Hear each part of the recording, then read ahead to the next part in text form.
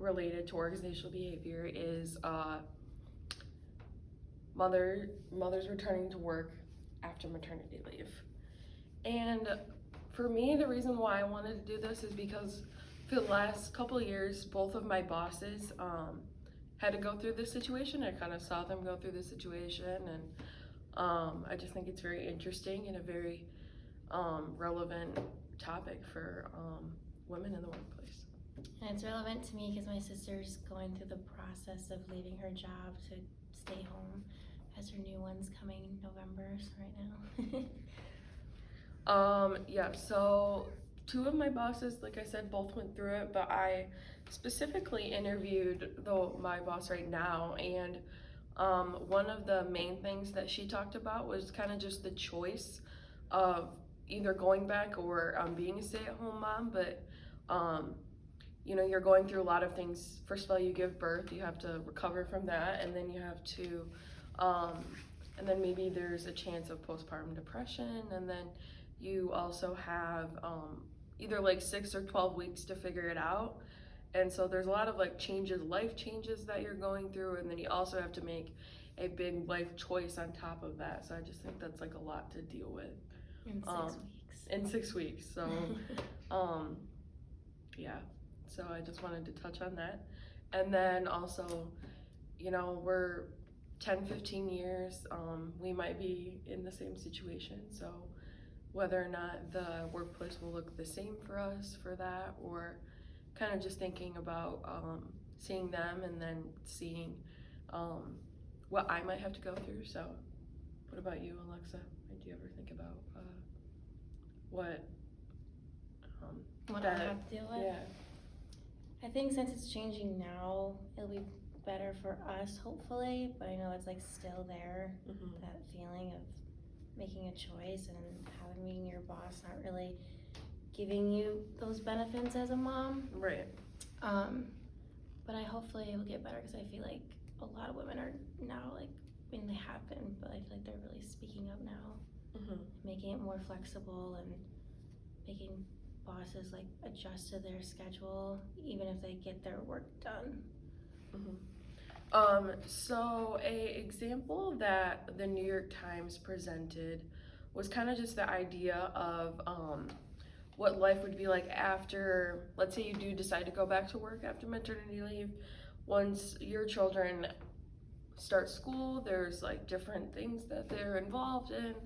And so they kind of just had this scenario to think about for people that don't have to deal with this. So you have 2 working parents and 2 children, one of whom is endlessly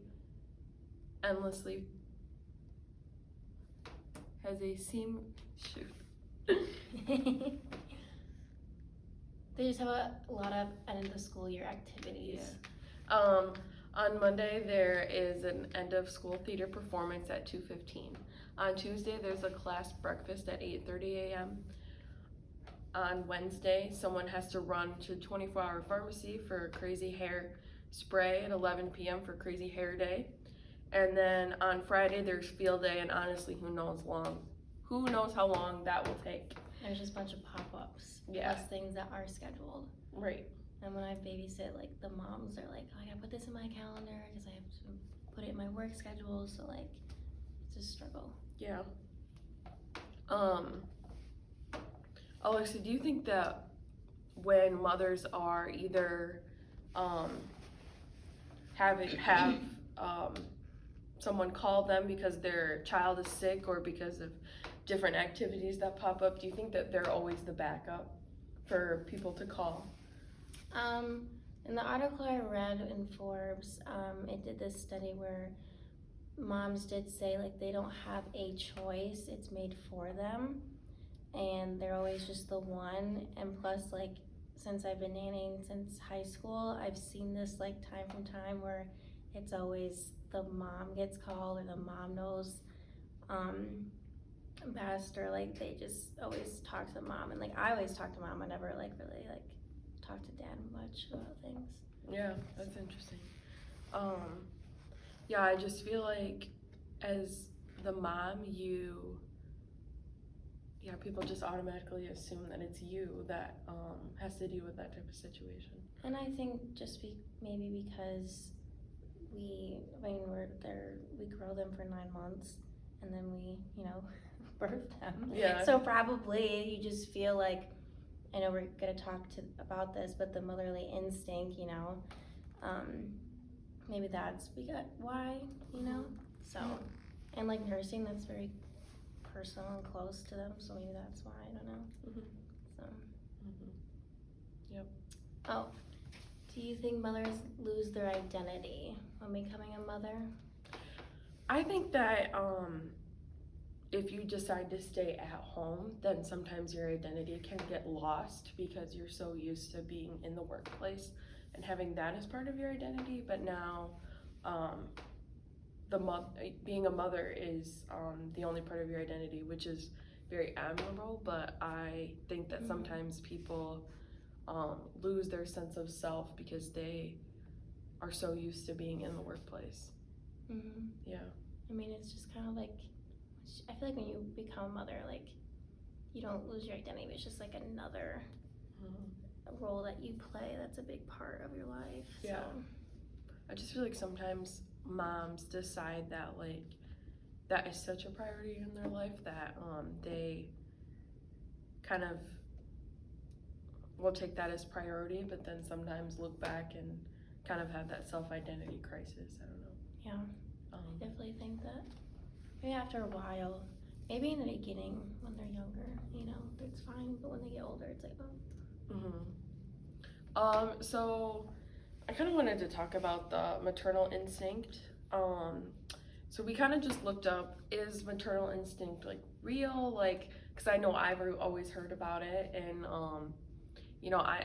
I like to think that it's real, but we kind of did some research, and Healthline kind of defines maternal instinct as something innate, unborn, and natural, involving fixed behavior response in context of certain stimuli. So just like the stimuli, I guess, would be the baby. But so the research was done by Dr. Monk, who is a psychiatrist and also part of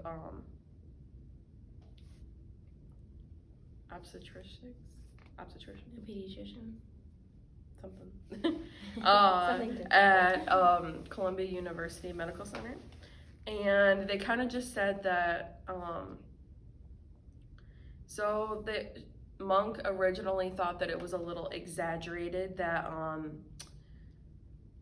of the maternal instinct, which when I first read that I was like, I don't know about that. But then kind of they explained the maternal instinct, and basically they just said that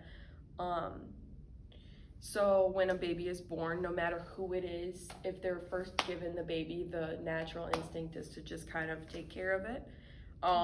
But then they still kind of emphasize that there is something different about a mother. And I think like the difference is, I mean, you carry that baby for 9 months. So I think, and it's like it's your kid. That's like your DNA. Like it comes out and it looks like you. Like, oh, you know what I mean? Yeah. So I feel it's just kind of like it's an instinct, but it's also like, okay, like this is. I think it's overwhelming and changing. Yeah. Like with my sister, she said it's just like a love you can't even describe. So. Right. Yeah. So we kind of just talked about a few solutions to kind of the overall problem. And I guess the one thing that we talked about was 70% of women say that they are the main backup for if anything goes wrong with the child, and then 44% of men are the backup. And so I just think if there's a little bit of 50-50 there, if it's more of like a team, then maybe one or the other will get less stressed out if it's a little bit more balanced. If that's what the household wants. If some families are totally fine with it. Right. But if like a mom's not fine with that, then it has to be like discussed. Right. And also another solution is like in the article that I read, it was like flexible time, where it was like and I actually nanny for people that do this. They stay at home and they do all their work online, and they have the flexibility to like go to lunch, pick up their kids, take them to the practice, because they do the work at home, just making sure that it gets done. So that's what they are now deciding to do. And plus with COVID, it's kind of more like reasonable now, like accepted to, Yeah. Be at home and do those Zoom calls. Yeah. I just think like nowadays it's like it's not always like the same structure as what it was before. Like kind of just working with like the employee and just kind of I don't know, seeing what works for them, but then as long as like the work gets done, then like I don't know. I think that's the main goal. I don't know. And like also just making sure that there's fairness for mothers, like going to the workplace. Like my sister said that when her friend, it was a couple years ago, but would nurse and they would deduct her pay, like I just feel like that's just not right. Like it's something they have to do, but they want to be at work. I just think they should just be more, if their boss is like that, be more fair and understanding, because everyone's got to do, we're human, you got to do what you got to do. Yeah. I think that's something that if that's still going on, be prioritized, having fairness and understanding. Yeah. Well, thank you for listening to our podcast about mothers returning to the workplace after maternity